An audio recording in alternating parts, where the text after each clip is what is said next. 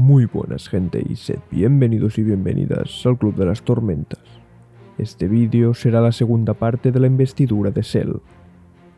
Dado que este planeta es donde ocurre tanto la novela de Elantris como el relato corto del alma del emperador, como os podéis imaginar, el vídeo contendrá spoilers de ambas historias. Si no habéis visto la primera parte, os dejo el enlace en la descripción. A modo de resumen, en esa parte vimos de un modo general la investidura de Sel y de forma más específica el Aondor. Si lo recordáis, os hablé de un total de 5 manifestaciones de investidura en Sel, así que hoy veremos las otras 4. Para empezar, veremos otra de las que nos encontramos en el libro de Elantris. Esta es usada por los monjes fiordianos del monasterio Dacor. Se desconoce el nombre oficial de esta manifestación, así que se le suele llamar simplemente Dacor.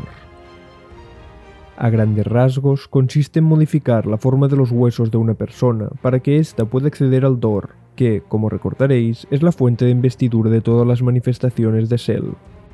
En cuanto a los famosos 2 requisitos, el primero, la capacidad de acceder al poder, viene determinada por el origen de la persona. Esta debe ser fiordiana. Por el momento, desconocemos si hay alguna otra condición, como por ejemplo la Shaot en el Aondor.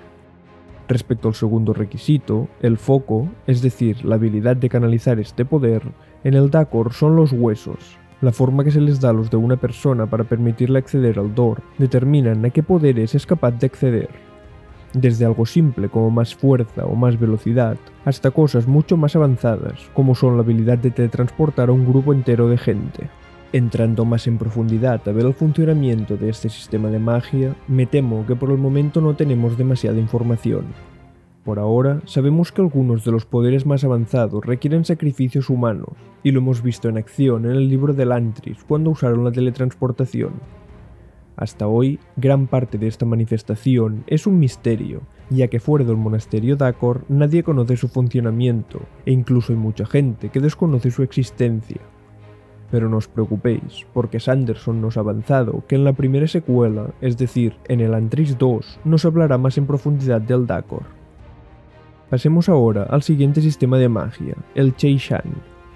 Este es posiblemente el que menos información tenemos, así que la explicación será más bien corta. A grandes rasgos, esta manifestación de investidura es una especie de Tai Chi, con el que a través de las posiciones del cuerpo y sus movimientos se puede extraer el poder del Dor. Respecto a los requisitos, siguiendo la norma general de todas las manifestaciones de Sel, para poder usar el Cheishen, debe ser originario de la región de Jin-Do. Se desconoce si hay alguna otra condición. Respecto al segundo, el foco, el poder del Cheishan se canaliza a través de las formas y el tipo de movimiento que se hace con el cuerpo. Que yo recuerde, hasta ahora solo hemos visto a un personaje usarlo, Shuden. Gracias al Cheishen, obtuvo una fuerza descomunal con la que pudo partir de un golpe los huesos de un monje Dacor. Y eso no es moco de pavo, ya que estos huesos están extremadamente endurecidos, hasta el punto que se necesitan varios golpes con un hacha para destruirlos. Llegados a este punto, ya hemos visto los 3 sistemas de magia que salieron en Elantris. Ahora vamos con los del alma del emperador. A partir de aquí, habrá spoilers de esa historia. Empezaremos por la falsificación, la manifestación de investidura que practica la protagonista de este relato. A grandes rasgos, el funcionamiento consiste en crear unos sellos, aplicarles tinta y luego meterlos en un objeto o una persona para modificarla. Para que os hagáis una imagen mental, Sanderson ha explicado que para este sistema se inspiró en los sellos que se usan en el sudeste asiático. Como de costumbre, el primero de los 2 requisitos para poder usar el poder es tener la capacidad de acceder a él. En el caso de la falsificación, se requiere ser o tener un origen estrechamente relacionado con la zona de Maipon, en el Imperio Rosa. Aún así, esta condición no te asegura poder usar la falsificación, ya que se requiere una formación y unos conocimientos muy avanzados. En cuanto al segundo requisito, la capacidad de canalizar el poder, en esta manifestación se trata de los sellos, conocidos como sellos de alma. Casi toda esta manifestación de investidura se basa en ellos. El proceso de creación de un sello es lo que determina cuál será el efecto de la falsificación y cuánto durará o cuán creíble será. En principio, no hay restricciones respecto al material, pero suelen usarse madera o hueso porque son los más fáciles de esculpir, a la vez que resistentes, de forma que el sello aguante. El mejor material de todos es uno conocido como piedra de alma, dado que una vez esculpido, se hornea y adquiere la dureza de una piedra, haciendo un sello mucho más eficaz. La parte negativa de ese material es que su precio es extremadamente alto. Una vez elegido material, empieza el proceso de creación. Para esculpir las formas del sello se deben tener en cuenta dos cosas. La primera son las formas necesarias para la función que queremos que tenga ese sello. Podría verse como las funciones en la programación. La segunda cosa es la historia. Ahora veremos más adelante en detalle el porqué de esto, pero el sello debe contar una historia que el objeto modificado podrá asumir como suya, es decir, que debe ser plausible. Un ejemplo sería si queremos reparar una mesa rota. Para ello, debería hacerse un sello que contara una historia en la que la mesa habría sido tratada con cuidado desde el principio y nunca se habría llegado a romper. Toda esta información se debe escarbar en las formas del sello, y si se consigue usar y convencer al yo cognitivo de la mesa de que esa es su verdadera historia, la mesa pasará a tener el estado físico que dice la historia. El funcionamiento exacto a nivel del reino cognitivo y espiritual no está muy claro, pero al fin y al cabo se basa en esto: modificar el pasado del objeto para que cambie en el presente. Los que habéis leído el Archivo de las Tormentas, seguramente os acordaréis de una escena en la que cierto personaje intenta convencer al yo cognitivo de un palo de madera de que en realidad es fuego, con el objetivo de encender una hoguera. Pues la falsificación funciona de forma similar, aunque en lugar de forzar al objeto a cambiar, se le cambia la historia para que sea él el que se modifique.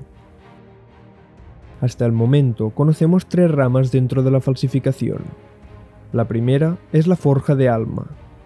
Para eso se usan unos sellos especializados conocidos como marcas de esencia, que están diseñados para modificar los recuerdos, la historia y el alma de una persona durante un breve periodo de tiempo.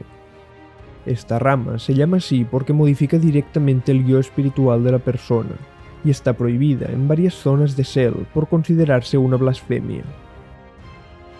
La segunda rama es el resellado, conocido también como falsificación de la carne.